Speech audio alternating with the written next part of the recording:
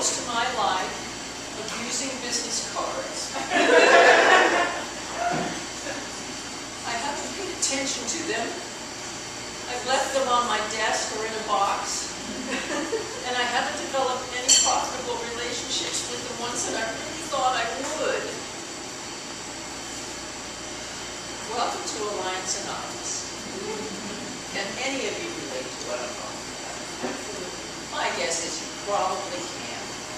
And if I were to ask Raleigh, why do we do that? Why don't we do that? Or maybe you do. Do you put all your business cards and log them in and everything? Or why do they do that? Unfortunately, I do, but most people don't because they have blocks against, I think, success.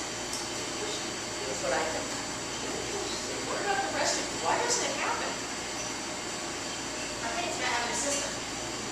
Okay. It could be that life gets in the way. You know? Life just gets in the way. And so, what I'd like to do is to impress upon you the value of meeting one person. Just one person. Every single person that you know knows 600 people. At least 600 people. Give me a break, it used to be 3. Now it's easily 600. If you go on net, forget it, it's much more than that. So, do you suppose there might be a value of 600 more people knowing about your product or service? Obviously, there would be a big value of just one person. However, we do have challenges. We do have challenges that we have to overcome. One of those challenges is that when we go to networking groups, for some reason, and contradict me if you will, the customers aren't there. You know, they really aren't there, amazingly enough. So why the heck do we go there? Because there's another reason why you go, and I hope that it is the main reason why you go. The most important and the most effective way to market yourself and your business is word of mouth. I'm sure no one would deny that. And what happened years ago, a fellow by the name of Seth Roden, I was listening to one of his DVDs recently. He was one of the guys with the guerrilla marketing type of thing. The books and all that whole series. And Success has DVDs that are on each of their magazines. So I'm listening to him, and he's saying that years ago we had the Industrial Revolution, way before we were around, okay? And everything was mass production, it was mass education, it was driven by advertising in newspapers and magazines, and it was just pretty much cut and dry. Now it's a totally different story, a completely different world. Now it is the connection evolution, is probably the best way to say it. The connection evolution. So we've gone to the internet, which, as I'm sure everyone would agree, is an amazing thing. It's beautiful. It's just wonderful. People think, oh my gosh, for free I can now get my product out there. People can buy it. It's not going to cost me any money to market it. This is just the best of all worlds. Well, unfortunately, in many cases, the internet is not for selling your product very much. The best and most effective way of using the internet is for what Seth calls sneezing. Sneezing.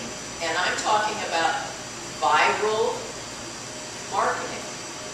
Tell me, again, if I'm wrong, would you rather buy a product from somebody that says, oh, I'm so excited about it, or from an ad that you see on the internet? Of course, you're going to buy it from the people that are saying that it's wonderful.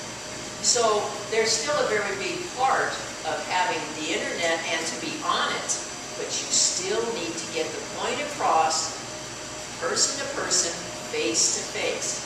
Now, we're going to go into how to do that and where to do that and who to do that with. But before we do, I want you to remember one main thing. You have a product and a service.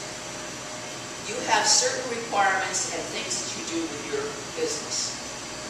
Let's say you have a retail store. The most important thing is a cash register and a counter probably, and the goods that you're selling. Let's say you have an ice rink. You need ice, and you probably need a place to sell shoes.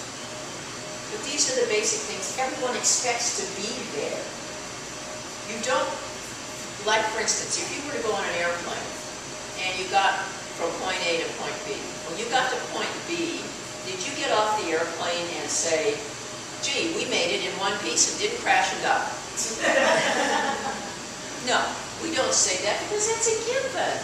That is something we all expect to do. We don't expect anything different.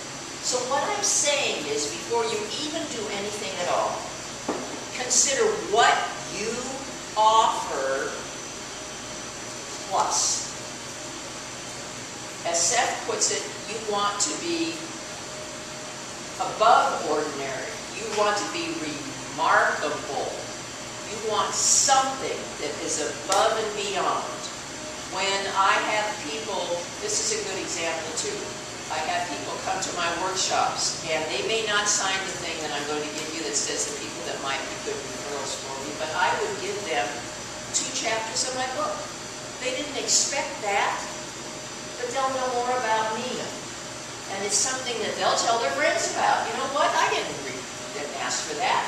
That's how the word of mouth starts. So before you start anything, what you need to consider is what you do and how the person feels when they get it. Everything is driven by emotion and feelings. So that has to be part of all that you do, and that's part of your elevator speech, and we're going to talk about that. But the point is, get the feelings of what you are offering them. What are they going to feel like once they've gotten what you give them? What is that feeling of accomplishment, or that feeling of getting the product, or whatever it is, because feelings is going to keep them going. All right, as we go to how are we going to be word of mouth, we need to realize that it's not just anyone that's going to carry the message for you. So what I feel is really important, first of all, before we get into strategic partners, I want to define a couple of things for you. The first thing is relationships. Relationships in the social angle are your basic acquaintances. You see them at the store, they serve you whatever, you don't really know. You might know their face, but they're not close. The second one would be friends. And the friends might be relatively close, or they're ones you see at Christmas or whatever, they're there. And then the very best is your very best friend. Obviously, short of death, they're going to do everything for you, anything. On the business side, there's a similar category. Resources would be the first one. And these are people that you get business cards from. There's not much of a chance they're going to use your service, but you know, you have friends that might use their services. You put them in the database anyhow, because they know 600 people. The second one, it would be alliances. And of course, if someone said the right words to them, in the right way that it made sense to them, they would give you a referral. And they mean well. They really do mean well, but it kind of has to be in the perfect box, or they're not going to give the referral. And then the last is what I call strategic partners. Now, strategic partners join at the hip. They are promoting you as much as they are themselves. Whenever they go anywhere, they're telling the world about you. They are your word of mouth. Your word of mouth.